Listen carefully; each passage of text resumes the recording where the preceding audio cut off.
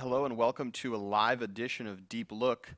I'm the host and the editor of Ultiworld, Charlie Eisenhood, and I'm so glad you could be with us today. Hopefully, you can put this on in the background at work, or if you're sitting at home, you can put it on the big screen. This is the first time we're going simulcast live on YouTube. This is sort of an experimental thing. Really interested to see if we're going to get some callers today and if people are really interested in having a live radio broadcast. I was inspired by this by the host of a radio show here in New York on 98.7 ESPN, Michael Kay, who also calls the Yankees home games here in New York City.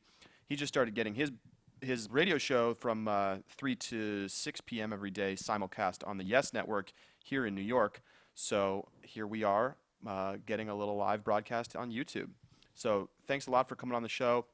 We're going to have a live call-in number that I'll give to you a little bit later in the show, and if you have things that you want to talk about, questions you want to ask me, or just argue with me, you can be sure to give us a call then.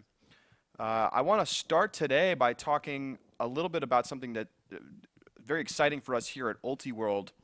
The statistics editors here, Jeremy Weiss and Sean Childers, had their paper accepted into the Sloan Sports Analytics Conference, which is really quite an achievement for what is such a sort of small but burgeoning statistics effort here in Ultimate. Now, the Sloan Sports Conference at MIT is, easily the most prestigious sports analytics conference in the world, and so it is. We're very proud to say that Jeremy's going to be heading out there to present the paper on a poster. Now, he doesn't get to do a full presentation and compete for the $20,000 grand prize. Those have gone to sort of, bigger, more rigorous analyses, particularly in basketball this year. There's a lot of sports analytics stuff going on in basketball with the sport view cameras, et cetera, and then a couple of baseball papers as well. But there were only 8 finalists selected to go for the grand prize, and there were only 8 that were selected to go onto posters. So it's actually quite a big deal that Ultimate and Jeremy's paper was accepted into this conference, and it'll hopefully spark some new ideas. Of course, Jeremy's going to be there with many of the top people in sports analytics, and will hopefully have some new ideas to come back to the drawing board with after the conference. So that's in a couple weeks here. And I believe, in fact, I know that Ultimate is really the only alternative sport that's going to be represented at the Sloan Conference. There's a lot of baseball, a lot of basketball, a little bit of football, and I think there's a paper or two on hockey as well. But then the lone outlier is Ultimate. So it's really developing a lot of the things that they've been working on over the past year and a half. Expected contribution. You've got the scoring charts that they've been working on, and a lot of the stuff that's really starting to sort of break ground in Ultimate Analytics, which of course is still very much in its infancy. If you're interested in reading more about that, go and just either check out the article that we wrote up, a little press release today about the paper being selected into the conference, or you can just search statistics and go to the statistics tag page on Ultiworld and read back through some of the archives of the work that Jeremy and Sean have been doing over the past year.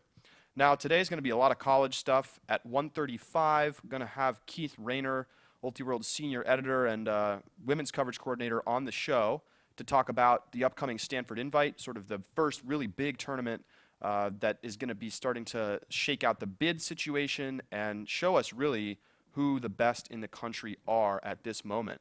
All top of the 4 top teams in the country, that is Colorado, Oregon, Texas, and of course number 1 ranked North Carolina, are going to be in attendance on the men's side.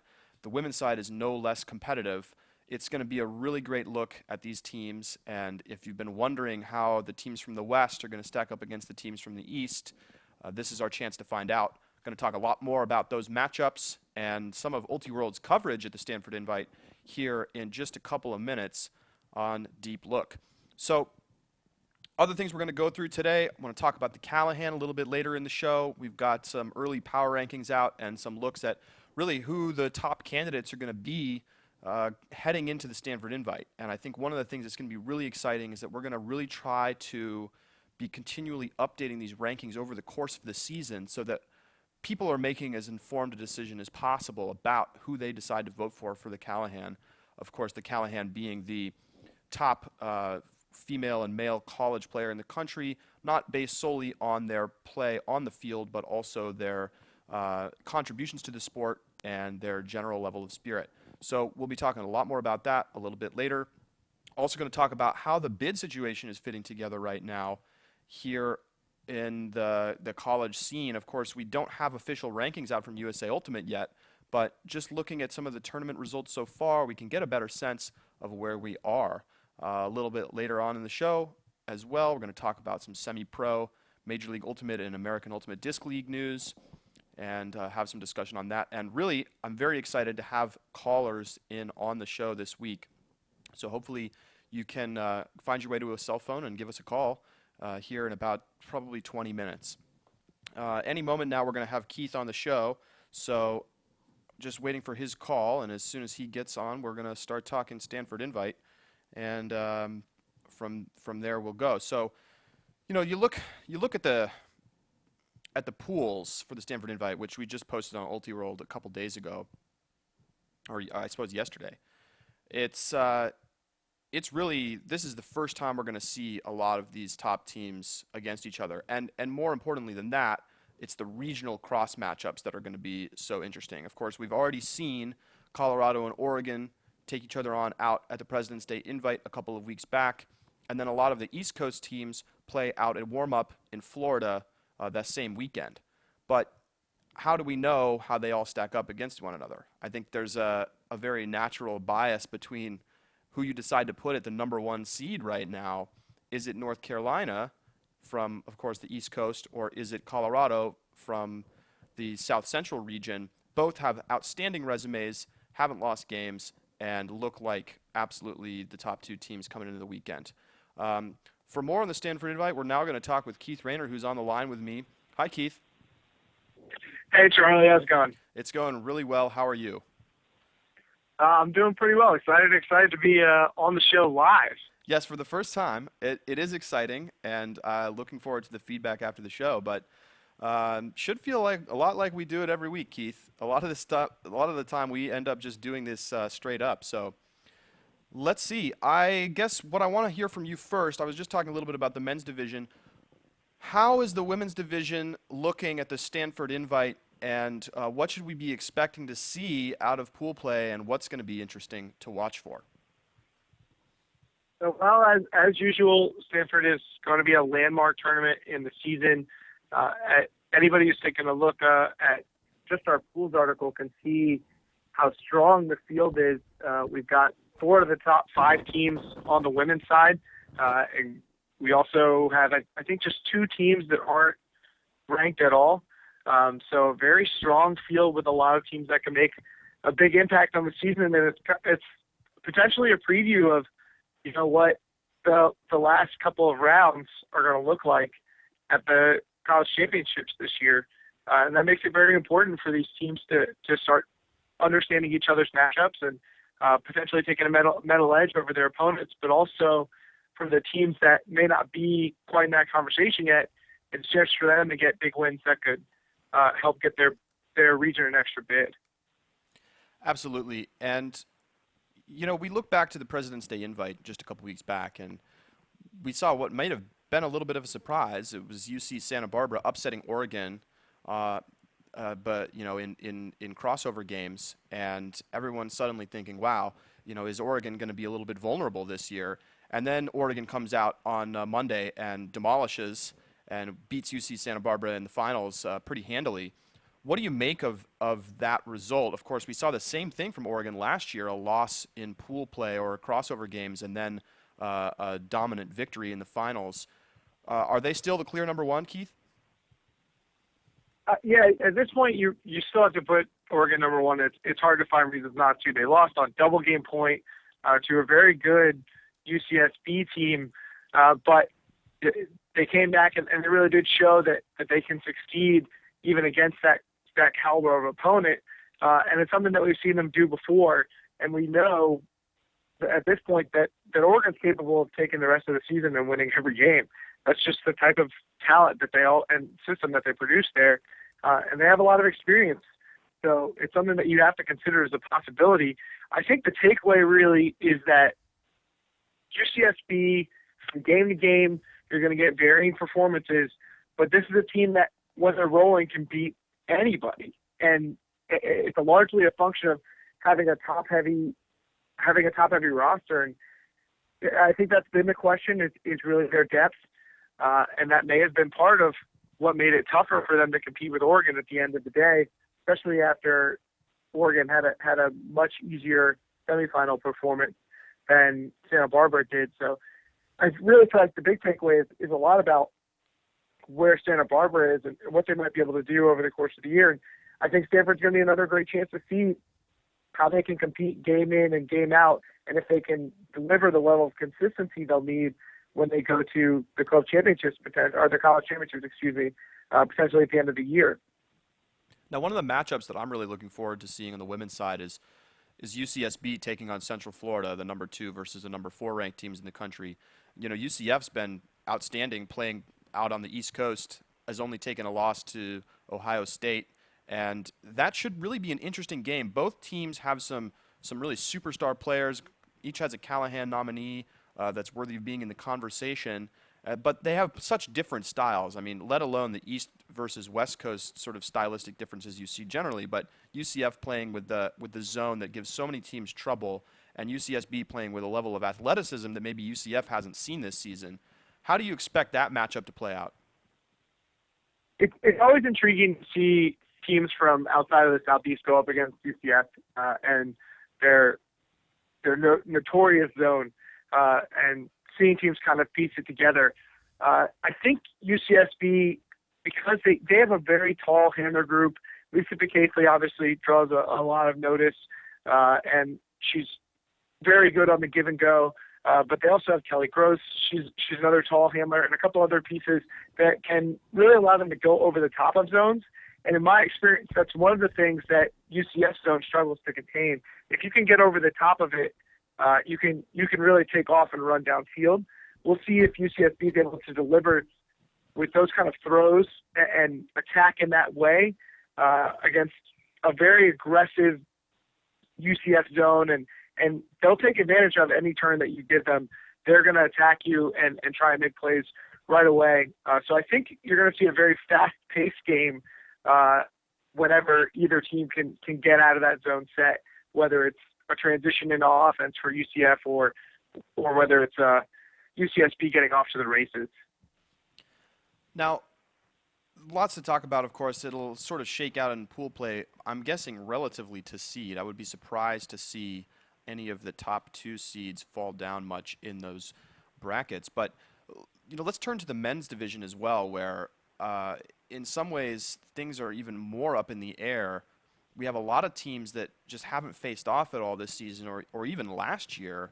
And I think while there's sort of an upper tier of teams, those top seeds really coming in as sort of the clear favorites this weekend, you got a lot of teams down the pools that could really make a big impact. You know, you've got Harvard, which is a team that we don't really know that much about and how they're going to play in a big game. I mean, they gave North Carolina a pretty good contest at Queen City Tune-Up, and a team like Central Florida seated above them in Pool C, frankly, probably the toughest pool in the competition. And, you know, UCF has been struggling a little bit at times. What do you expect?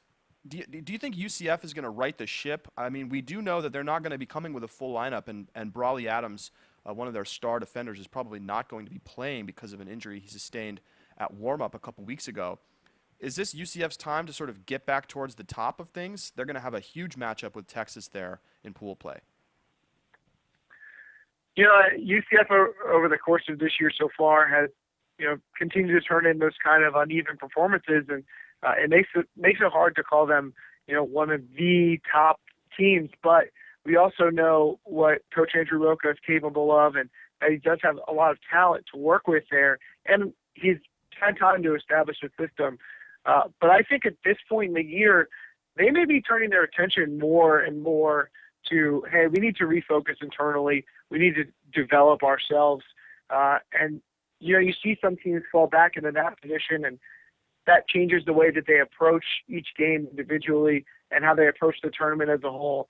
So I don't know if we're going to see UCF really break out, maybe make the semifinals or something like that. It wouldn't surprise me to see them beat a team, quote unquote, favored over them, or a team that's higher seeded in a single game. And it also wouldn't surprise me to see them turn in some performances where they struggle. They just had trouble being the same team game in and game out so far this year. And in such a tough pool, I mean, we've got 3 top 10 ranked teams in this pool. It's hard to see them coming out unscathed just from the first day. One of the matchups I'm really excited to watch is North Carolina taking on Pittsburgh.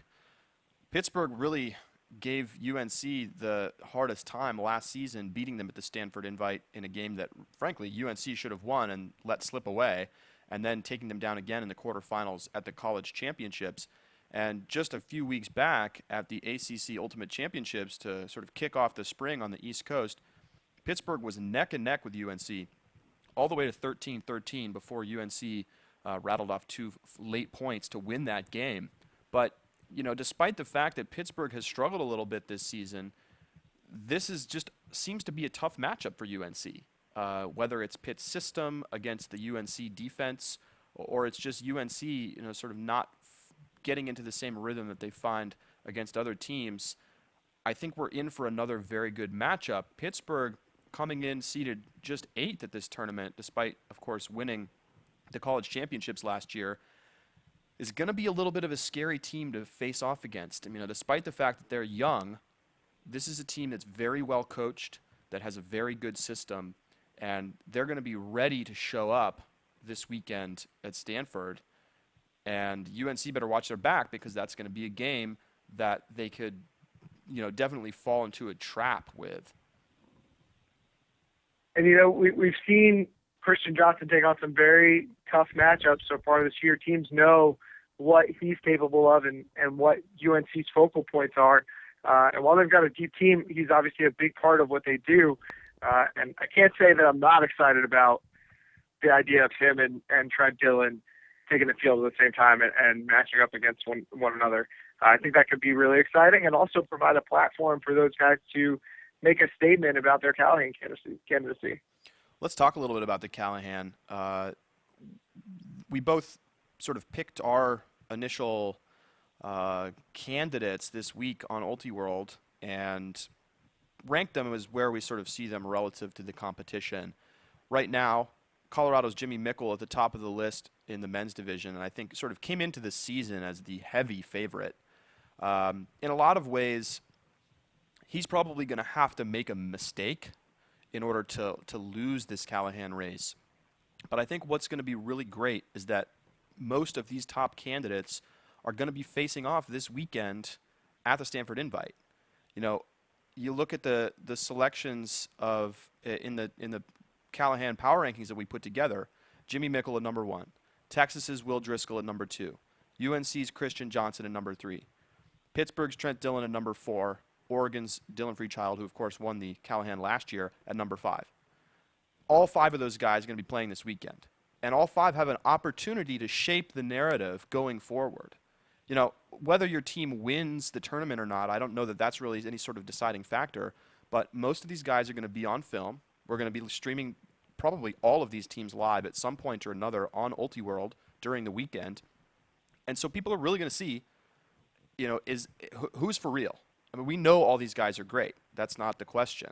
It's who is going to step up this particular season in the biggest moment. And so far, the Stanford Invite, easily the biggest tournament of the year for the college regular season. So if, it's the same story on the women's division, right? Although we may not have all of those top players in attendance at the Stanford Invite, many of them will be there, and we'll get to see a lot more of them at the Northwest Challenge in just a couple of weeks up in Seattle. So are you, Keith, I guess the question I wonder is, are you hoping that the tournament performances against one another really define this Callahan conversation, or is it sort of too late? I mean, is Jimmy Mickle already going to win on the men's side? Is he just too far out in front to get caught?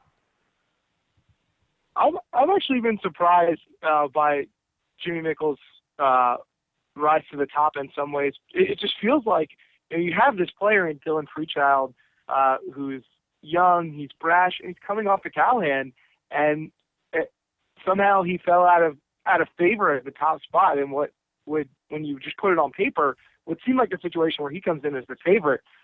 So I think that there's definitely the opportunity for someone like Dylan or Will Driscoll to play themselves into the top. And I think one of the things that's interesting about the rankings that we've put out is they're demarcated as early season rankings. There's a players to watch list. This is still fluid. There's still opportunities for people to make a big statement, especially because this is some of the first real competition that we're seeing among these elite level teams and the players that are on them. I could definitely see people moving on and off the players to watch list. I can see players moving from the players to watch list into that power rankings group, and I could see people falling out of the power rankings group into that players to watch list. And I think that's what makes this such an exciting way to track these players, is that there's the opportunity for people to make a statement and move forward and move backwards and really get themselves into position. There are a few years, I feel like, where we have just one person who's just clearly going to win the award. And in the end, there's always seems to be a case for a couple of different people because of just the way the system is set up and because of the talent level across the country. So while I do think Jimmy Mickle's definitely in a position to win the award, I think that there's definitely a healthy amount of competition for it. And on the women's side, I think it's a little bit more up in the air. It seems that there's a perception that Mickle is, the big favorite on the men's side, but I'm not sure that's so true on the women's side. And is this tournament going to be a particularly important one? Yeah. What's interesting about the women's side is you look at a team like Oregon or like Washington, and there's just so many great players on those teams that who do you even determine is sort of the best player on a team like that? Sophie Darch is your selection for the sort of early favorite from Oregon, but you have Jesse Schaffner on the players to watch list. And it's the same situation for Washington. How is that going to work? Does that give an advantage to a player like Lisa Pitt-Caithley, who sort of stands out on a good UCSB team, but where she is clearly the best player on the team? It'll be interesting to see where that stands with the voters, whether it's something that helps or hinders these players. Will their team's talent and success help their standing more than having to share the spotlight with other talented players hurts their standing? And there's players like that in both the men's and women's divisions. I mean, when you look at the men's side, and you have UCF, who has Jeremy Langdon, Mike Ogren, and John Best, or you look at UNC, who has John Nethercutt and Christian Johnson, like multiple players that you're looking at. And on the women's side, there are 3-4 teams that have situations developing like that, where they have multiple players who are some of the best players in the country. There is some areas where talent is really centralized. So it'll be interesting to see how that plays with the voters. For me, I think there's something to be said for rising above some of the limitations that your team may have by really shouldering a heavy amount of load. But maybe there's also an argument to be made for being a player who stands out among a whole entire line of stars. It could definitely go either way, and I think it's just going to be on a person-by-person basis, at least for me. But how the voters perceive it is really what's going to matter. I don't have a vote in this race. Yeah, absolutely. It's going to be interesting to see how those conversations get shaped over the course of the year. All right, let's make some quick predictions about the Stanford invite. On the men's side, you've got 4 teams that I think really stand above the rest. That's North Carolina, Colorado, Texas, and Oregon. Top 4 seeds, top 4 ranked teams in that order in the Ultiworld Power Rankings. And I think the ones that have showed themselves to be sort of a step above so far this season. Now, a lot of challengers could find their way into that mix, but when you really look at this, I think a lot of people are anticipating a UNC versus Colorado finals. And I think if both teams play to their potential, that's probably what we will see. In that game, who do you have? Are you going to take Jimmy Mickle and Colorado running a, very experienced, deep line of high, club players that have played together on Johnny Bravo for a few years? Or are you going to take a little bit deeper, but potentially not quite as top-heavy and explosive North Carolina? Now, both teams have some very outstanding athletes, But I'm not sure that UNC has an answer for Jimmy Mickle. But the question then becomes, does Colorado have an answer for a Christian Johnson and a John Nethercutt on their offensive line? So handicapping this game is almost impossible to me. We haven't seen these teams face off. They both have great strengths, and I think it's going to be a battle of a very good Colorado defense against a very, very good North Carolina offense. And I guess you kind of pick your poison there. If the Super Bowl is any indication, it's Colorado's game. But I think that this game is going to be extremely even if we do get to see it, and I think a lot of people are hoping that we will. In fact, it's funny, Evan Lepler, who does color commentary for ESPN's broadcasts at the college championships and the club championships, tweeted back a couple weeks that he was really hoping to see that UNC versus Colorado game. I think I'm going to go ahead and take UNC by a nose, and that may just be my East Coast bias. I'm going to get on the Colorado bandwagon here. To talk about Mickelmania, I'm going to take Mama Bear Mania here. I think that's a really, really strong team, and I think that their level of experience is something that's going to help push them forward. It's just like you said, you have a lot of guys who play together and who have a lot of club experience with Bravo this year that I think is going to really benefit them, not only in how they play together, but in how they prepare their teammates for the year. And I think that's something that you're going to see for them throughout the season. The big question mark I have about Colorado, why did they struggle last season? How is it that they're going to go from a team that didn't make the quarterfinals at Nationals to potentially winning a title? I mean, of course, it helps to have a player like Jimmy Mickle on your team, but they had him last season too. So what is the difference maker for them this year? So far, they have a great resume. There's no question about it. Beating Oregon heads up is an impressive feat.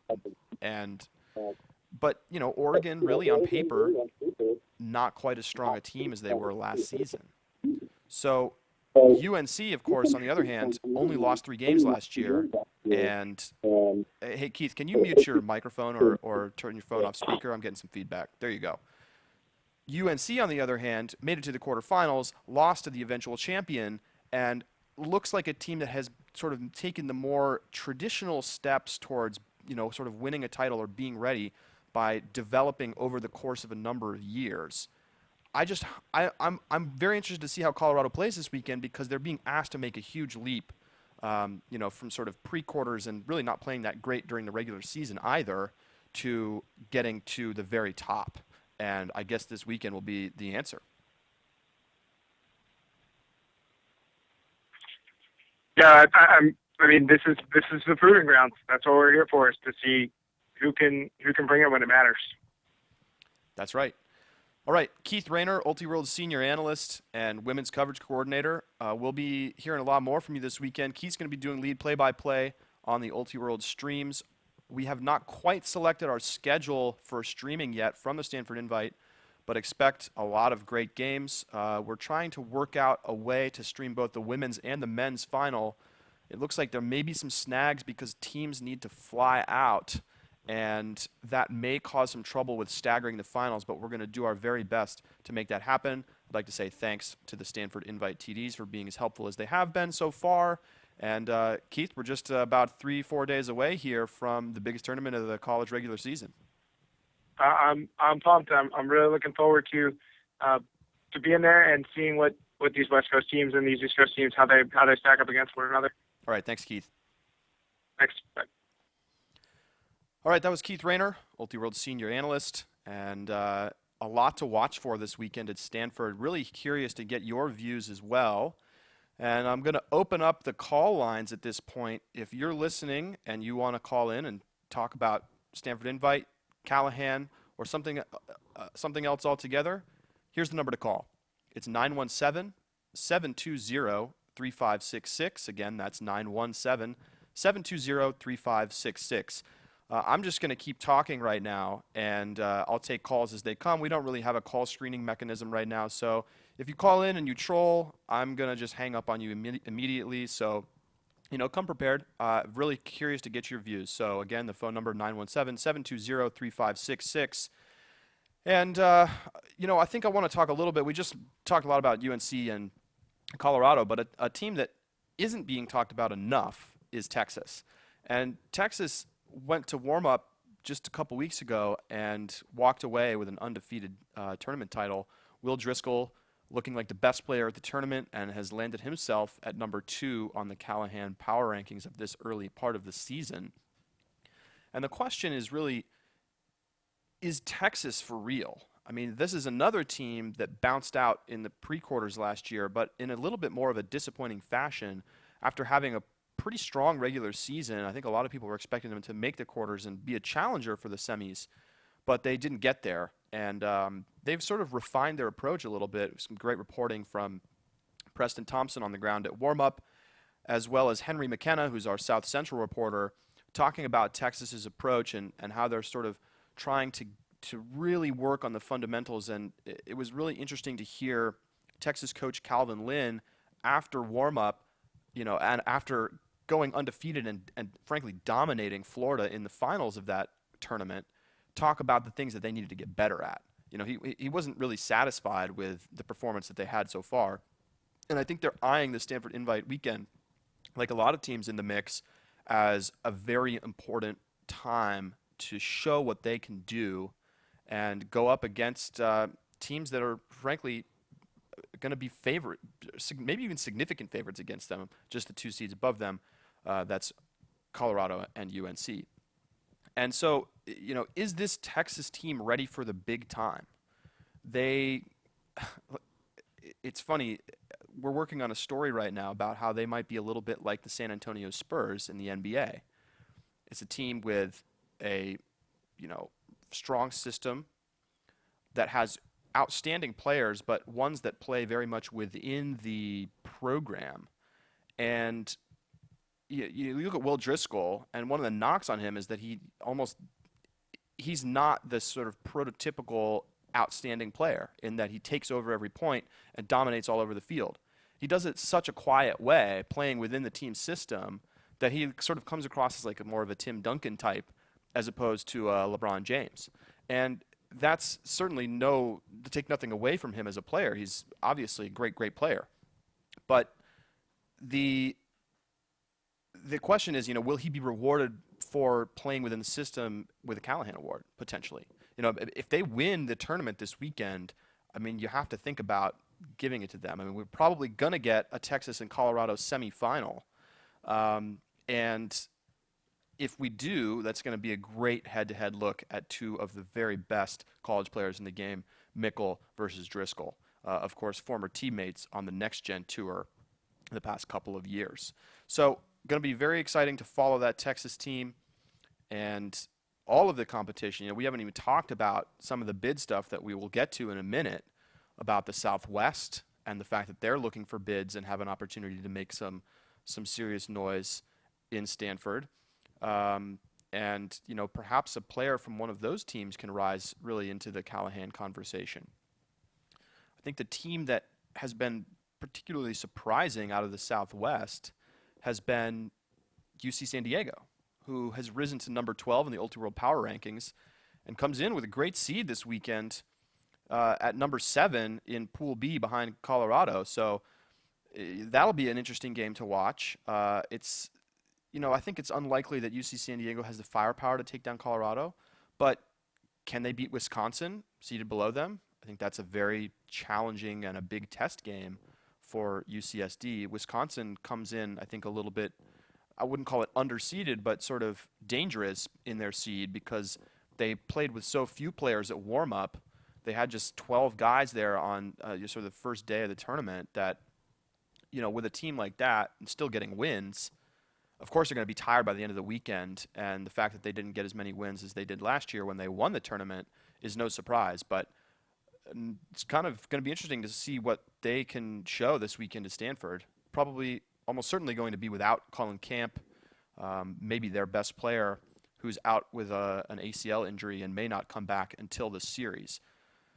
But let's talk about the bid allocation situation right now. There was a tournament that maybe have gone a little bit more unnoticed this weekend, the Eastern's qualifier, where Massachusetts that's UMass Amherst, made a great run through the tournament and frankly dominated in the final against UNC Wilmington, the #1 overall seed, and a team that was ranked in the top 25 in Ultiworld Power Rankings just a week or two ago. And Massachusetts really made a statement for the New England region. And although they didn't beat any top 25 ranked teams, I think that they probably did enough to at least put themselves into that conversation for another strength bid for New England. And so what we're seeing is a surprising amount of strength from the Southeast, who's been playing, you see Florida, Florida State, and Central Florida all really deserving of bids at this point in time. And then the New England region with probably what could be 3 bids from Harvard, Massachusetts, and Tufts. Now, that's what's so interesting about Stanford is that for the first time, we're really going to get that cross-regional, cross-coastal battles happening that can really shake things up. So teams like UC San Diego and the other Southwest teams have to know that particular games are just so important for them to win. And if they can shore up the bid situation for the Southwest, maybe the Southwest can get 3 bids this season. It's possible. We've seen great play from Cal. We've seen great play from UCSD. Stanford coming into the 16 seed had a rough start to the season, but who knows what they could show this weekend. They've shown an ability to they work on the development early in the season and then come out and play great later on in the season. Again, if you want to call in live right now, 917-720-3566 is the number to call. Again, 917-720-3566. I'm also going to put it in the YouTube comments where I think some people have been asking some questions. I'll get to those as well. If you're at work or something and you can't make a phone call, feel free to leave a comment with a question or just a comment about what's going on, and I'll try to get to it. So let me see if I can leave a comment there as well. And so back to the bid situation. In the season, the question I think becomes what's going to happen with, on the men's side, the Atlantic Coast, which is looking like a 1-bid region right now, the Northwest, which is really looking like a 1-bid region right now. I mean, Oregon playing great. And you know what? Washington has probably done enough to be in the mix. This is going to be a big weekend for them as well. If they can sort of make some noise, although, on the men's side, they're not going to be in attendance at the Stanford Invite, so we'll have to wait to see what they can do later in the season, but maybe they end up with 2. But I think regions that are really going to be looking for opportunities this weekend, Southwest, a lot of Southwest teams, no surprise, in attendance. And then the biggest question mark, what is going to happen with the North Central? Coming into the season, we heard so much about the North Central strength and what they might be able to do with the Iowa teams having somewhat resurgent years, and then, of course, the typical powerhouses in Carleton, Wisconsin, Minnesota. But, to start the season, for what it's worth, they just haven't really showed up that much. Carleton didn't play great at all at warm-up, and Wisconsin played better, but not outstanding. I think Minnesota clearly did the best of those teams. But, when you look back at the Iowa teams, not a whole lot going on there. Northern Iowa and Iowa both didn't really come out with great performances at Queen City Tune-Up when they had an opportunity to do so. And the question is, are they going to get enough play with out-of-region teams at this point to make up that ground? Obviously, we won't know much until the USA Ultimate rankings come out, but it seems like the North Central's in danger of being a 2-bid region this year. And, maybe it's just too early to say that, but when you look at the situation there with the way that they played at warm-up, and the new USA Ultimate ranking algorithm, which weights early tournaments even more than it has in the past, you're dealing with a situation where nothing is safe, and this actually is going to be an incredibly important weekend if they're concerned about bids. So I'm going to take some questions from the comments now. Still haven't gotten any phone calls. Still waiting. If you want to call in, that's no problem. 917-720-3566. But in the comments, somebody asks, are there any players in Ultimate that have the chemistry that Jimmy Mickle and Hiddes Sneeder have with 4 years of high school together, 5 years of college, and a number of years together playing on Johnny Bravo? I think the answer has got to be no. Those guys, there's not so many players that have played together all the way through high school and play at the level that obviously Jimmy Mickle and Hittis Sneeder do. Um, to go from go from high school all the way through college, playing together alone is, I think, relatively rare in Ultimate, and then to be both elite club level players and, in Mickle's case, one of the very best club players in the country right now. I think that's very rare. And we're probably going to get a very good look at that chemistry this weekend. Can those two guys take that team all the way to a Stanford Invite title? I think it's entirely feasible.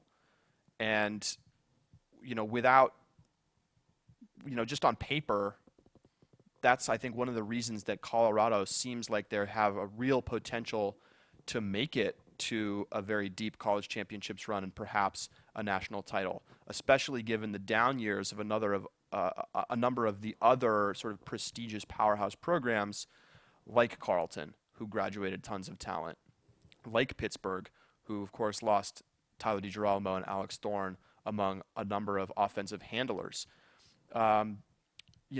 Then, of course, you talk about what about UNC?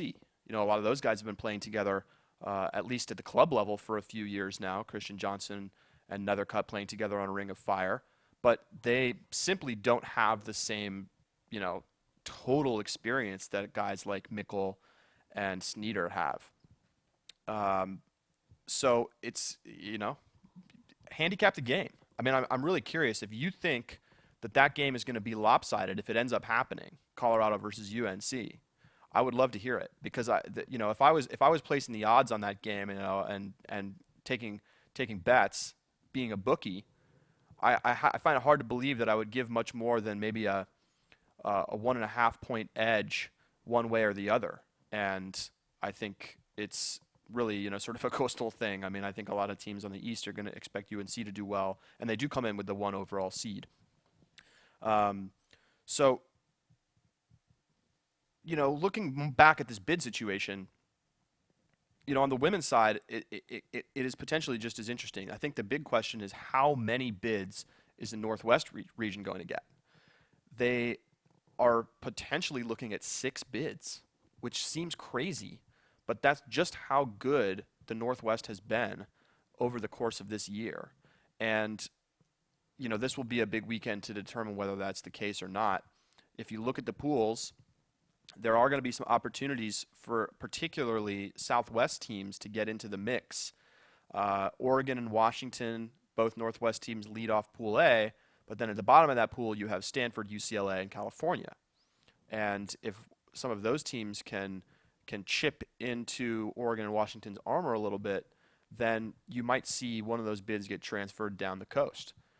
In Pool B, it's a much more mixed bag. You've got UC Santa Barbara, a Southwest team at the top, Central Florida, Southeast, number 2, British Columbia, Northwest, number 3, Wisconsin, North Central, and then Western Washington, Northwest, and Sonoma State, Southwest. So a lot of things could change from that pool alone. Western Washington, ranked at number 18, is going to have an opportunity, if they can get some upsets potentially over UCF and Wisconsin, to pull a bid up to the Northwest as well. So a lot to watch for on that front, and very soon, I think right after the Stanford Invite, we should get that first set of USA Ultimate rankings. It's been a little tough to follow sort of where, we stand, because we haven't really had an opportunity to look at the RRI of teams because of the score reporter issues. And somebody asked about this in the comments as well. If there's any new info on the score reporter and ranking situation. Well, score reporter is now fully sort of migrated over to the previous iteration of score reporter, which is scorereport.net, which appears to be working pretty well at this point, as USA Ultimate prepares to do a full transfer over to their new server. And I believe that the link for that is play.usaultimate.org, and I think there's sort of a shell of it up right now if you want to check it out. play.usaultimate.org. But this is going to become their new tournament organizer and sort of way to follow the action to some extent. And what that's going to look like exactly, I think, is a little unclear. And the timeline, which I think is what people are most interested in, I don't know that there is one. I've asked a couple times to USA Ultimate, about a timeline, and it's just been several weeks. So we'll see what that means. Hopefully, it'll be ready for the first time they come out with rankings, which would be, probably next week or the week after it. So we will see. But until those rankings come out, it's really just a lot of speculation and looking at the results that we've had so far. Understanding the connectivity between teams, much harder, of course, without those rankings being fully iterated. Another question from the comments. I feel like UNC hasn't proven themselves as much as Colorado. I'm probably biased because I saw them at Missouri Loves Company in the fall, but they have seemed way more polished. Well, there's certainly been a lot more tape to watch of UNC because we've been filming tournaments out here in the East Coast, and UNC's been at a lot of them. I think I disagree with that somewhat. I haven't seen much of Colorado yet this season, so again, like my bias swings in the other direction, but I think UNC's offense has looked very, very polished, particularly early in the season, even dating back to the fall when I saw them at CCC. They really did not struggle particularly with other teams' defenses and scored mostly at will. Now, because of all the tape that teams have to watch of them, they may find themselves struggling a little bit more at the Stanford Invite. But I think defensively is where they have looked a little bit less on top of the 8-ball. But I think that some of those questions were starting to get worked out at Queen City when in the finals they came out against Harvard and frankly showed an ability to generate good defensive pressure right from the jump of that game. And that's something that they've really struggled to do for the past couple of years is come out with intensity and come out with focus. And I think working on the mental aspect of that has been something that's been a focus for their coaches and captains this season. Now, the pressure's way higher at Stanford Invite, and they're going to be playing a caliber of team that is much above what they've seen. It's very possible that Harvard is overrated at number 8 in the Ultiworld Power Rankings right now because a lot of top teams, UNC didn't go to warm up, Harvard didn't go to warm up. So how do you relate where these teams stand without having that cross coastal connectivity, if you will? I think again, this is what this weekend is for. It's showing us where are these teams in relation to one another as opposed to sort of taken in isolation. It's easy to look good on offense against bad teams. And frankly, it's easy to look good on defense against bad teams too. But when the pressure is on in a big game in the semis and finals on Sunday in Stanford, the calculus can change a little bit and the pressure can get to teams. I think one thing that we've seen from Colorado is a great mentality. And there's been some discussion in the comments on Ultiworld about that, about their ability to, overcome sort of lulls in their intensity or their focus. The anecdote that our reporter out in Southwest, Alex Sermani, led his story with about Colorado's win at President's Day Invite was that they were throwing a football around during halftime. And that's not something that you see very often. Teams goofing around at halftime in the finals of a major tournament. But that's working for Colorado right now. And they started that game slow against Oregon. They went down 3-0 in the finals and then came back and frankly dominated the rest of the contest. I think they didn't get broken again or maybe just once more. And that shows you more than their offense being skillful, which of course it is. Look at the talent that they have. But it shows you that they have the right mental game in order to come back from a 3-0 deficit. And that's not something we saw from them last year. So perhaps that might be the thing that I mentioned to Keith earlier, might be the difference for them. Maybe the difference from last season to this season is mentality and the way that they've put together their team. They've pared down their A-team roster from about 30 down to 21, 22. That's a significant difference, and that shows you just how focused they are on taking just those players that are going to get playing time and building that chemistry. I mean, another thing that goes to show the way that they've been approaching the season, they opened the year playing at a club tournament, New Year's Fest in Arizona, and they won the tournament. And that's, I think, something that hasn't been achieved in a long time. A college team going into that tournament and winning. There were some good teams there.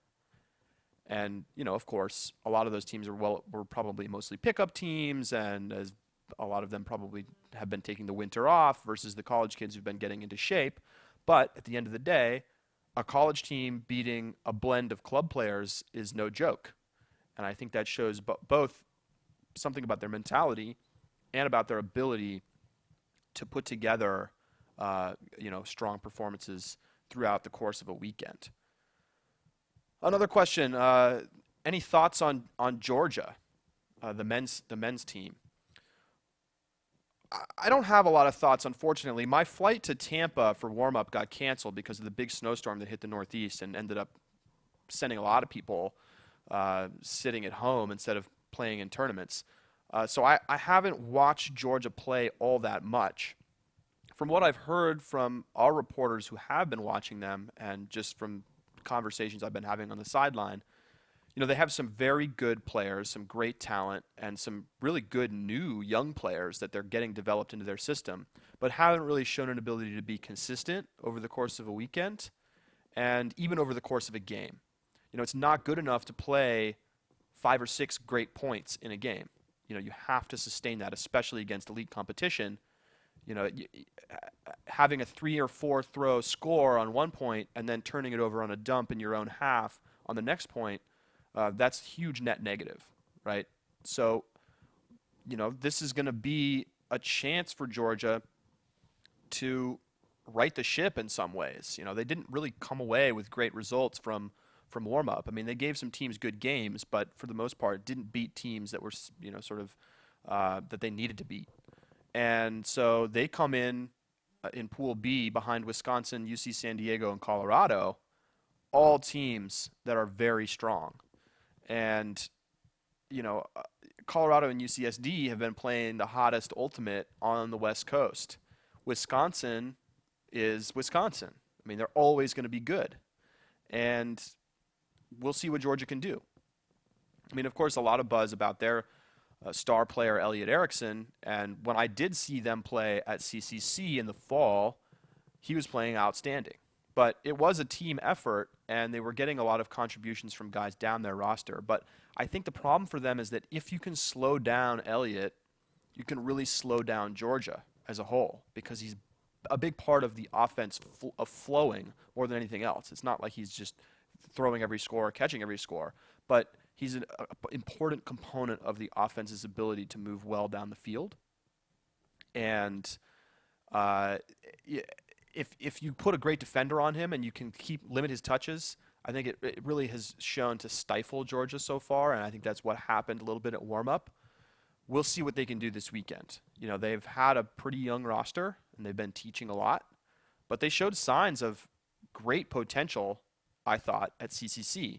I mean, they gave UNC a really good game at CCC, and I wish I had it on film. Unfortunately, we don't. But that's a team that can definitely compete, and maybe it's mental. And I think we'll see a lot more about them this weekend. More questions coming through in the comments. Again, if you want to call in, I'd love to hear from you directly. The phone number to call, 917-720-3566. If you're just joining us, this is Deep Look, a live broadcast of Deep Look, Ultiworld's weekly radio show about the current state of Ultimate. And we've been talking mostly about college and Stanford invite so far, and a little bit about the Callahan. So if you've got thoughts on any of those things, give me a call, 917-720-3566, and I'll patch you right into the broadcast. Comments coming through on the YouTube comments. What are your thoughts? This is from Colin Gall. What are your thoughts about the Southwest bids to the Stanford invite being determined before anyone gets a real look at the strength of the teams, as the bids are usually determined before the Santa Barbara invite? That's a great question. I mean, this is a problem for teams across the country. The bids get given out to these elite tournaments usually a month or two before them. And a lot of times teams haven't had a chance to prove themselves. And, that's why there's qualifying tournaments, in my opinion. Both Easterns and Stanford have a qualifier. There's plenty of opportunities to play at big tournaments that you can make your name at in the fall. And if it is your goal to get into one of those tournaments as a team, then you have to make an effort to go play in those big tournaments. Now, in the Southwest particularly, because bids are determined before the Santa Barbara invite, yeah, I guess you're out of luck. Again, I think you've got to try to prove yourself in the fall, but those opportunities to play in those big name tournaments like CCC and Missouri Loves Company are not the same on the West Coast. At the end of the day, I think if you want to play at the Stanford invite, then you probably got to go to the Stanford Open. And that's what, that's an option for pretty much any team. So while that may be a less desirable option than just simply getting a bid because you say, well, we have these great returners and we have this awesome new rookies, you have to prove yourself on the field. And at the end of the day, it all comes down to regionals anyway. So I wouldn't worry too much about that kind of stuff. Obviously, it's great to get the experience playing against elite teams, but you can usually play at teams at your level at a number of tournaments throughout the course of the year. And most teams who are looking to just get into a tournament like Stanford Invite probably aren't going to be the teams that are going to be finishing in the top of that tournament anyway, right? Is it valuable to go to Stanford Invite and get shut out? Or is it better to go to a medium to elite tournament and place in the middle of the pack? I think that's probably the better option. And it's not like the Santa Barbara Invite's any slouch tournament. So, take it for what it's worth. I think there's no great way to deal with the situation of bids going to teams. How do you decide which team is going to be good this year? Well, you look at their roster, you read about what's being reported on Ultiworld, about the team and its changes and its approach, maybe to the new season, and that's about all you got, unfortunately. Without a more rigorous system of, I would say, fall play and serious fall tournaments, you're not going to be able to make those judgments. But look at what we have so far. The teams coming out on top in the fall, Colorado at Missouri Loves Company and UNC at the CCC. And those teams are ranked 1 and 2. So if you want to go make a name for yourself, you might have to pony up for that ticket. And it's not cheap, and maybe that's not for your team. But if you want to go to Stanford Invite, that may not be for you either. So anyway, let's go to more comments. Question about, let's see here. I'm also curious, this is from Joe. I'm also curious why everyone assumes that guys like Jimmy Mickle, Will Driscoll, Dylan Freechild will be running for Callahan again as opposed to letting somebody else. Well, I think that's a fair question, but for guys like Mickle and Driscoll, I mean, the fact that they haven't won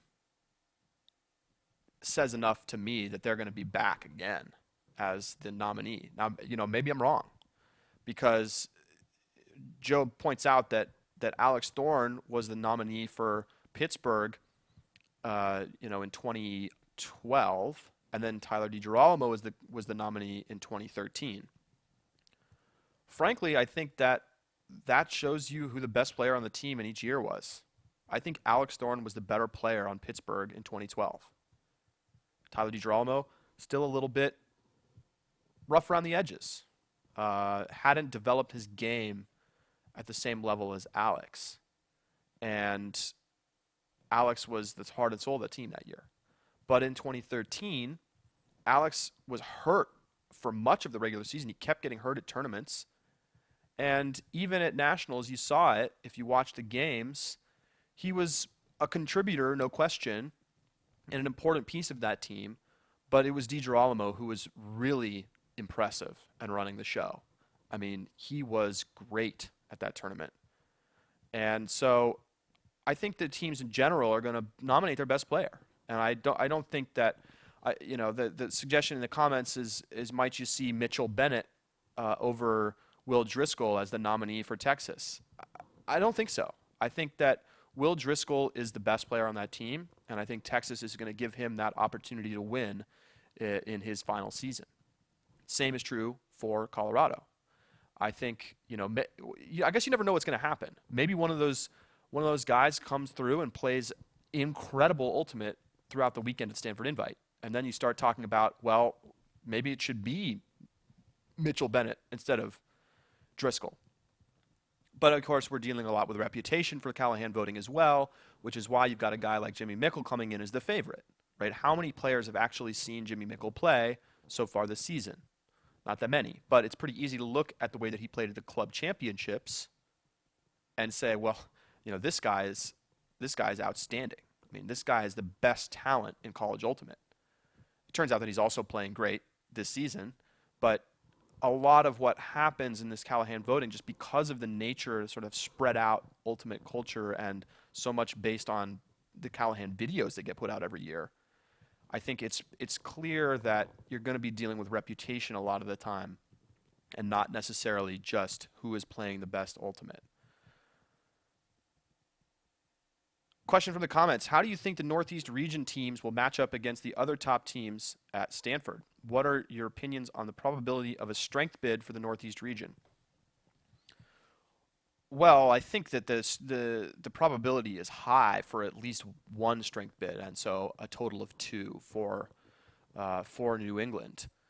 You look at the teams that are headed out to Stanford, and it's Harvard and Tufts who are ranked at, let's see here, 11 and 12, so third seeds in Pool C and D. Can Tufts get an upset over Oregon or Florida State? I don't know, but I think they can put up a good enough game to be right there in the strength bid conversation. I think Harvard has a real opportunity to score an upset. I think that game against UCF is going to be a good one, especially with UCF playing without their full team. Harvard looked pretty good despite not playing outside very much at all at Queen City. They put up a good game against UNC. They came back in the second half and made it interesting. And I think that they're going to have a chance to get an upset against a UCF or maybe a Texas. I think Texas is a little bit tougher matchup for Harvard because Texas just has great athleticism and height. Those guys are really tall. I think that's something that hasn't been talked about all that much, but man, are they tall. Will Driscoll at 6'3", doesn't even stand out on the line. There's a couple guys who are 6'4", including some, rookies. So, when you got guys like that out on the line, how do you match up if you're Harvard? Harvard is not a tall team. They have some tall players. They have some very athletic players, but they're not a tall team like Texas. So it'll be interesting to see how the matchups shake out because, of course, that's what it comes down to with a lot of these games is matchups. And once we pick our filming schedule, we're going to be highlighting some of the games we're going to be streaming and talking about those matchups because I think that's so interesting. It's not just about who is the best on paper. It's about how you match up. Right? In the women's division, that's why I mentioned it earlier, watching that UC Santa Barbara versus Central Florida game is going to be fascinating because you've got two totally different styles. Which is the best? Which is going to come out on top? Can UCSB beat that Central Florida zone with strong hammers and over-the-top throws? I think it's an open question. But I think, again, Harvard and Tufts can both play well enough to get bids for the New England region. I mean, remember last season, Tufts made it to the semifinals of Stanford. They played a good game. I think they played Oregon. And then, had a very disappointing regionals and didn't make it to nationals. So they're certainly going to be hungry to get back there. They're a very fundamentally sound team. Pittsburgh played them in the fall, and I talked to Pittsburgh coach Nick Keshmarek about them, and he said, those guys are really good. But I think Tufts has lacked a little bit of mentality. They haven't had that ability to stay locked in over the course of a game. I mean, they were up on Pittsburgh on Sunday at Steel City Showdown, I think something like 9-3, 9-4, and they lost the game. I mean, that's bad. That's a bad meltdown. Even against a good team. You got a 5-point lead spotted to you, you really got to go and take that, especially late in the second half. Um, so we'll see. But I think can the New England end up with 3 bids? No question. Especially with the way Massachusetts played this weekend at the Easterns qualifier. We'll see. They only have a couple tournaments left, but they're going to Easterns, so that's gonna be the big test for them. If they can hold their own at Easterns, they're definitely gonna get a bid. It looks like we have a caller, first caller. This is very exciting. It's our first ever live caller on Deep Look, so I'm gonna take this call.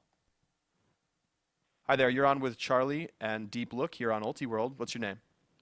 Hey, my name is David. Hi, David. Hi, how are you? Good. How are you? What's on your Good. mind? So I wanted to ask about Harvard on the men's side. So after they played at Queen City Tune-Up, I noticed that they didn't move up in the rankings, in the Ultiworld Power rankings, after a strong performance against UNC.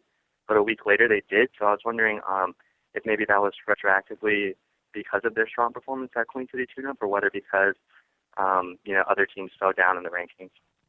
David, I think there's more about the other movement around them. I think my assessment after that tournament was that they were right where they should have been at number 10 after Queen City Tune-Up.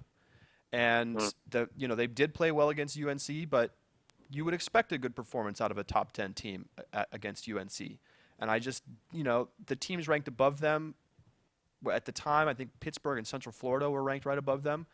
And, just hadn't seen enough from them really to deserve pushing them up. But then after warm-up, some of those teams fell down a little bit, and I think Harvard's performance looked a little bit better in retrospect compared to those teams. Right. How do you think they'll fare at Stanford? Well, I think it's a great question. I think that they have a very tough pool to get through. Right. It's, how is UCF going to play? I think that's the big question for them. And, UC Davis lurking in the 4 seed there in that pool is no slouch. I mean, that's a team that came out of nowhere last year and made it to the quarterfinals. And, they also had a slow start to last season. So is Eli Kearns going to come through and have an explosive weekend? I mean, I think it's very possible that Harvard could finish second in that pool. I also think it's very possible they could finish fourth in that pool. Right. In terms of a broader scope, do you think that maybe New England gets 3 bids this year? Well, yeah. I mean, that's what I was just talking about. I think it's absolutely a possibility. I think Yeah, that sorry, I might be behind your stream. that's fine. Harvard and Tufts, I think, are both going to play well enough to be in that top 20 or 18 or whatever it's going to be that determines the cutoff. And I guess we'll see after this weekend. But they've shown so far this season that they're in that mix. And I think the question mark is going to be Massachusetts. They played very well this weekend, but did they do enough to get into that strength bid, setup? And I think we won't have an answer to that question until after Easterns, when they head down in a couple of weeks to face off against all those good East Coast teams. So I guess we'll see. What about teams like Dartmouth or Brown that have traditionally been strong? I think Dartmouth's on a little bit of a rebuild year from what I've seen from them so far. Brown has, we haven't seen them yet. They were one of the unfortunate teams that got stuck by the big thunderstorm that hit up here in the Northeast a couple weeks back. They were supposed to fly out to the President's Day invite, and they couldn't. They ended up actually driving 10 hours from Providence to try to catch a flight out of D.C. and couldn't make it. So, we'll see what they have. I mean, I think last year they showed that, especially I think at the Easterns qualifier, they played particularly well, that they are in that mix. But, with no early season tournaments, maybe they're going to be a little bit of a disadvantage. I think we'll find out. Thanks a lot for the call, David. Okay, thank you so much, Ryan. If you want to call in, phone number here, 917-720-3566. And I want to turn the conversation a little bit. If you want to call in and talk about college, please do. Of course, that's what's going on right now. But I want to turn the conversation a little bit over to the semi-professional world, where teams are starting to sort of wrap up their combines. New York, both New York teams, both the Rumble and the MLU and the Empire and the AUDL just had tryouts this weekend. The Empire Combine or tryout was particularly impressive. I mean, they had 110 guys out at East River Park trying to play with that team. And, of course, I think that those numbers may have been helped a little bit by the fact that the Empire just signed 4 young North Carolina stars to play for the New York team this summer, which is just one of the craziest stories coming out of semi-pro in the last couple of weeks. They're bringing these four guys, putting them in an apartment, and employing them so that they can live in New York City, which is definitely not a cheap place to live, for the summer. And so, these guys are super talented. Matt Bode, Justin Allen, both members of the U23 national team that took gold in Toronto last summer, and are really considered to be two of the bright stars on the East Coast. And so it's going to be fascinating to see how that all shakes out, and it'll be interesting to see if the Empire end up putting together a roster that is maybe potentially a little bit better than last year's. They're still not likely to get a lot of pony players. A lot of the pony guys have been sort of locked up with the New York Rumble on the MLU side. And so, who's left to fill in those gaps? There's some mixed players, of course, sort of form the foundation of the New York Empire. And, those guys may not be as well known among the sort of club circuit, but they're still strong players. They signed both Drost brothers. Mike Drost played for the team last year and was one of the best defensive players on the Empire. And Ryan Drost, his twin brother, is now going to be on the team. And Ryan was one of the outstanding players in the mixed division at the club championships last year. So it'll be interesting to see how those guys fit together. I think when you look at the landscape of pro, it's starting to look more like actual professional leagues, with teams going out and getting players from other places and signing them to contracts, right? You look at San Jose, which I think is sort of the quintessential example here. The San Jose Spiders, the AUDL team, have signed not only some of the great talent around the Bay Area, but they're bringing in Kurt Gibson from Texas.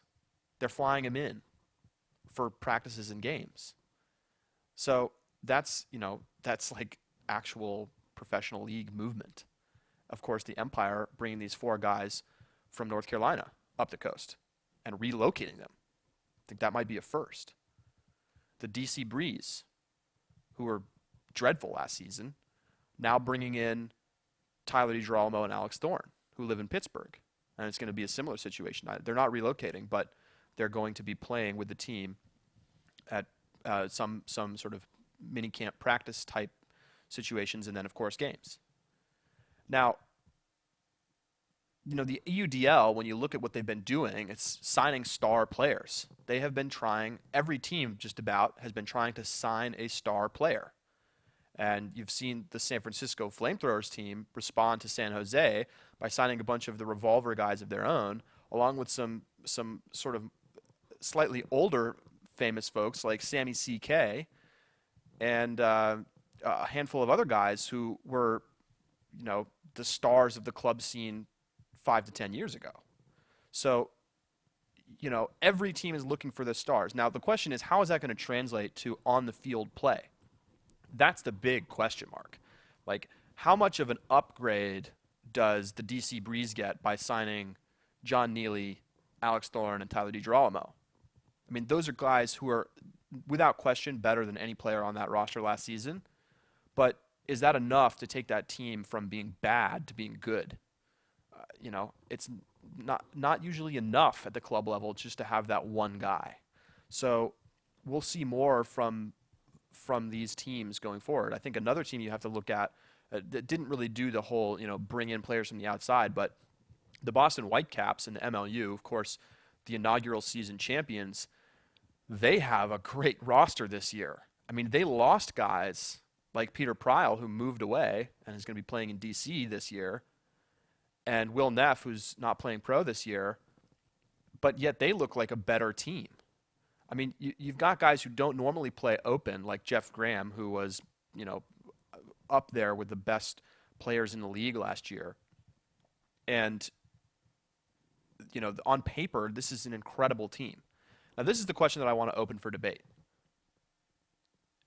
Are we at the point now, or maybe even with last year's Whitecaps team, that you have a better overall team in semi-pro than you do in club. That is to say, are the Boston Whitecaps better than Boston Ironside? And I want you to consider that closely, because I think the knee-jerk reaction is, well, no way. But when you look at that roster, Jeff Graham alone may be enough to make that difference. And you look at a team like the San Jose Spiders, they have Bo Kittredge, Ashlyn Joy, and Kurt Gibson all on one team. Those are 3 of the top 5 players in the world on most people's lists. So is that a better team than Revolver? I think you have to ask yourself that. I think it's an open question right now. And the question will become more interesting as we start to see the splintering of club and pro. Because right now, semi-pro is acting more as a sort of warm-up for the club season, because USA Ultimate National Championships is still the premier place to win.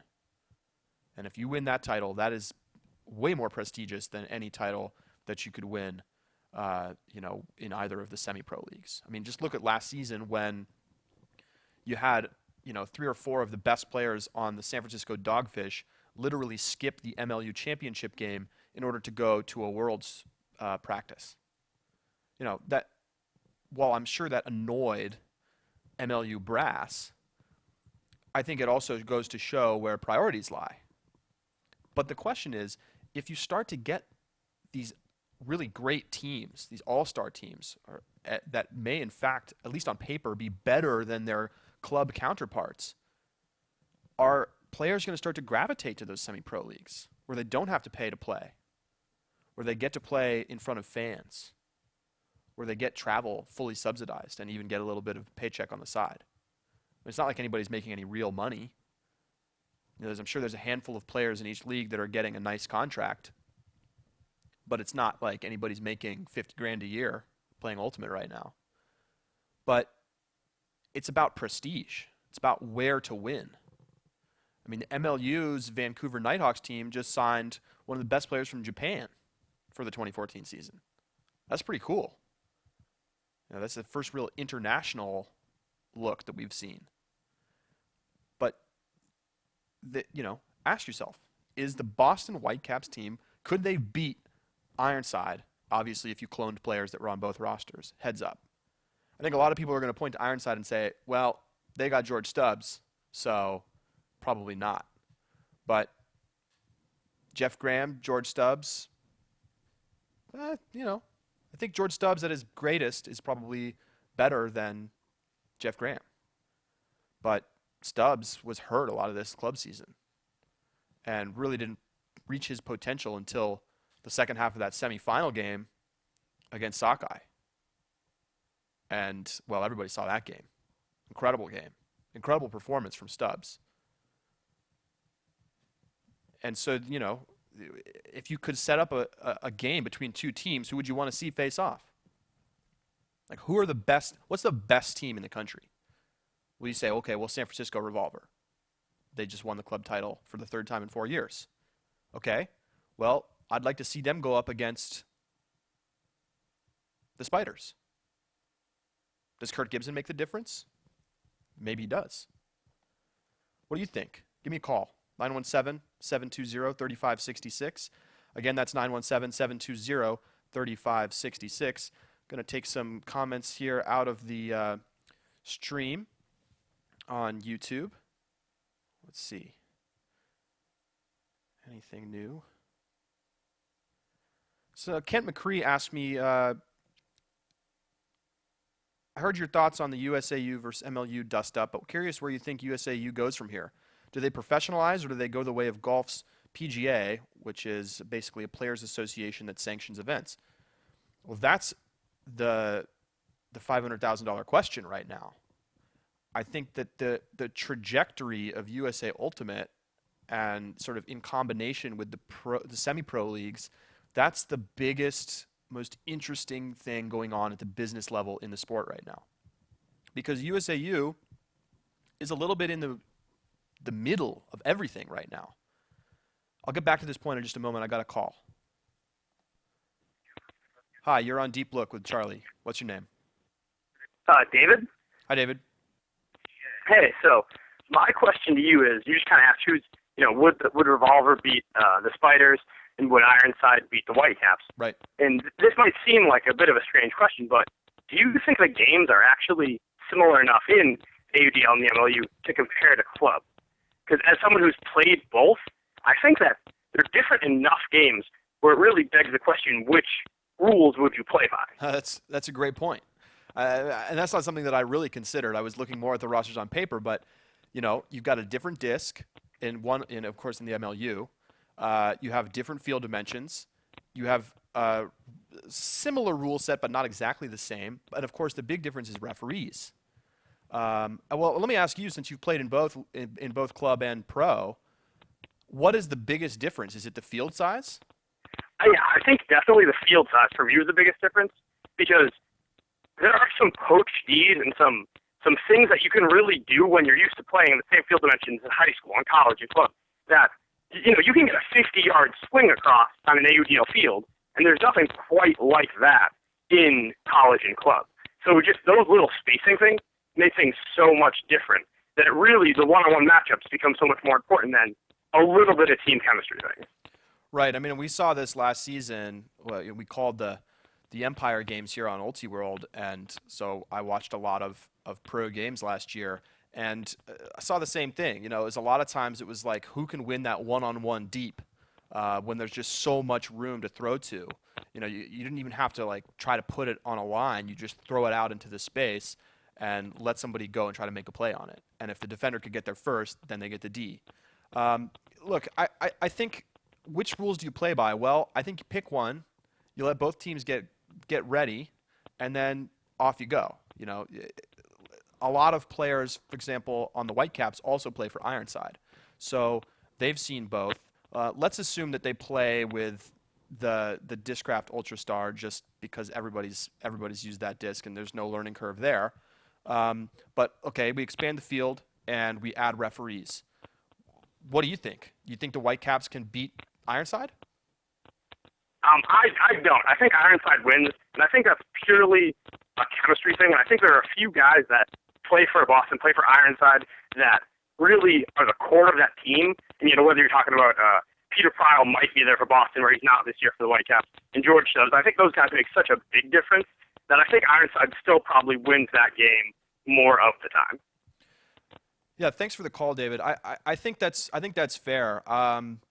The question that I have is, and this gets to what you were just saying, this the chemistry thing. There's not that same chemistry on pro teams, because I think, and that has a lot to do with the amount of sort of dedication that players have right now for their club teams and for winning in USA Ultimate National Championships. Because since that is the place to win and to play, people simply just don't take the pro game as seriously. I mean, we saw this last season, guys just missing games for work or for, a wedding or for whatever else. That doesn't happen as much with USA Ultimate games, right? People map out their schedule. They say, I cannot work this weekend. I have to go to the Pro Flight finale. I can't work this weekend. I'm going to be in Dallas for the national championships.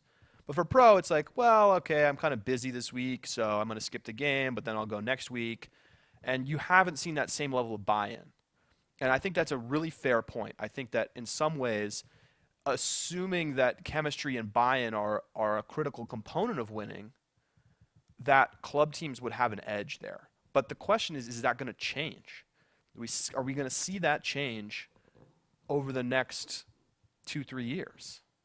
Because what we do know is that already there's a little bit of conflict between the pro seasons and the USA Ultimate season, if not just sort of getting those early practices in, tryouts, and potentially burnout. It's going to get worse because we know that USA Ultimate is planning to move the national championships back from the fall into the summer, because they want to have the opportunity to have a high-profile event like Nationals, sort of the pinnacle of the sport, the best presentation, sort of the most professional tournament of the year, at a time of the year when there's not a whole hell of a lot else going on in sports, right? That, August is doldrums for sports. Baseball. That's it. Every night on Sports Center, you got top 10 baseball. It looks like Web Gems, but it's the Sports Center top 10. And so, in the fall, in October, you have NCAA football. You have the NFL, easily the biggest juggernaut in all of sports anywhere in the world. You've got potentially the tail end of the baseball season. And then you're going to try to be USA Ultimate and say, hey, do you want to broadcast our national championships game on ESPN2? No. The answer is no. In August, you've got a much better shot, especially with, other new programming opportunities like Fox Sports 1. It's not out of the question that if they move the national championships into the summer, that there's going to be an opportunity to get that on TV. Is it likely in the next couple years? Probably not. I mean, I would love to know what the viewership numbers have been for the live streams on ESPN3. It's certainly great if you're a Frisbee junkie, but how many people are really watching that? Are people just dropping in on that? Not as much. I mean, we do know that the ESPNU broadcasts of the college championships on tape delay really did get watched. There were, you went on Twitter and there were all kinds of people talking about seeing Frisbee on ESPNU.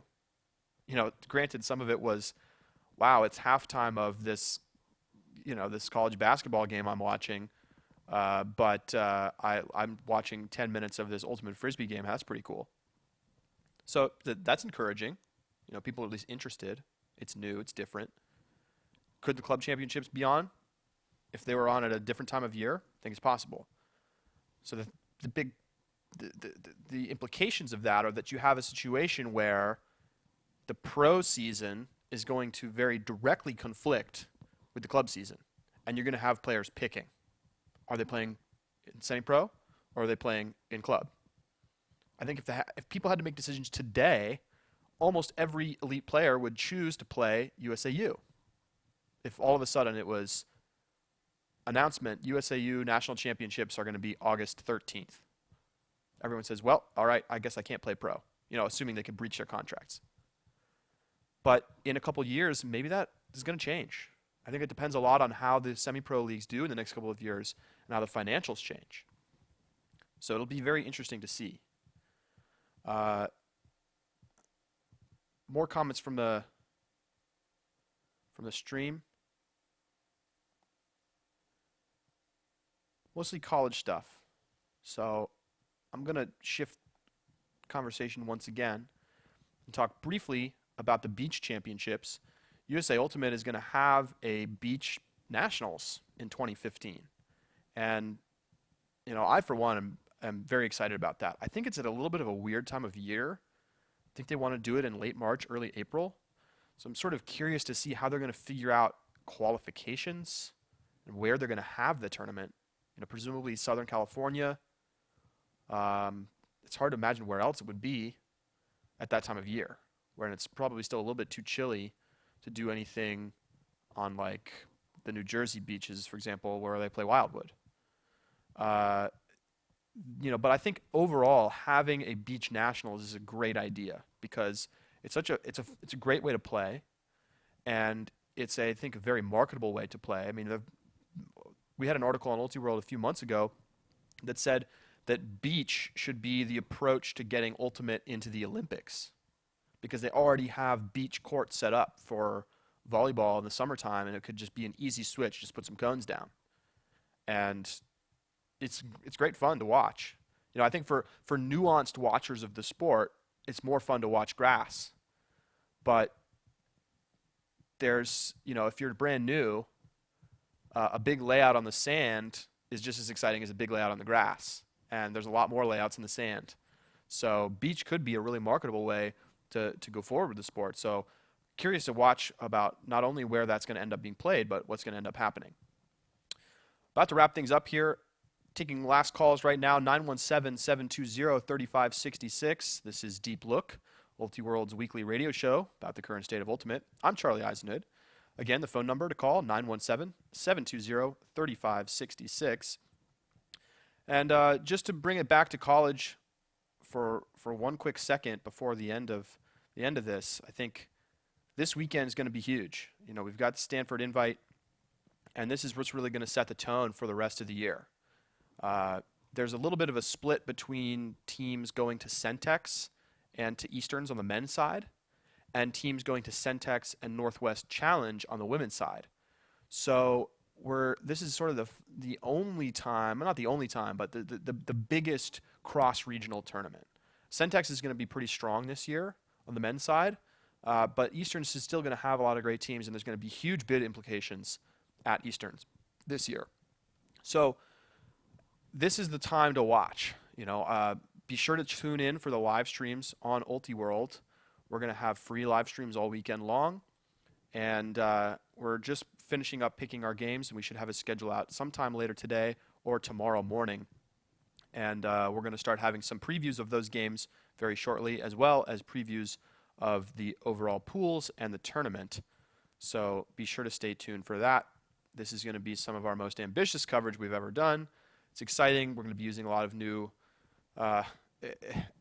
expensive and difficult to use video equipment. So on that learning curve a little bit of a trial run today.